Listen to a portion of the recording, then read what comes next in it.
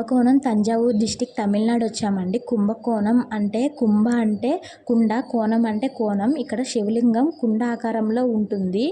అన్ని చోట్ల కన్నా భిన్నంగా ఉంటుందన్నమాట ఇక్కడ శివలింగం. పాత యుగం అంతమయ్యి కొత్త యుగం స్టార్ట్ అయ్యి మహాప్రలయం వచ్చినప్పుడు సృష్టి బీజం నాశనం అయిపోతుందని బ్రహ్మదేవుడు ఆందోళన చెంది శివయ్యకి చెప్తాడనమాట. అప్పుడు శివయ్య అంటాడు, ఒక మట్టి కుండని చేసి అందులో అమృతం వేసి సృష్టి బీజాలు వేసి కలిసంలాగా చేసి దర్భాలతో గట్టిగా కట్టి పూజ చేస్తూ ఉండమంటారు.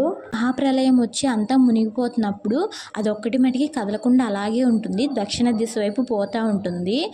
దాంట్లో ఉన్న వాటర్ అన్నీ కారిపోతూ ఉంటాయి అన్నమాట. అలా ఒక చోట ఆగుతుంది అనమాట. అదే ఈ ప్లేసు కుంభకోణం. ఇంకా శివయ్య వచ్చి చూస్తాడనమాట. చూసి అమృత బీజాలు అన్ని చోట్ల పడేలాగా బాణంతో ఛేదిస్తాడు. అవి అన్ని చోట్ల పడి సృష్టి స్టార్ట్ అవుతుందన్నమాట. యుగం మొదలయ్యి కుండలో వెలిసారు కాబట్టి ఆది కుంభేశ్వర అంటారు.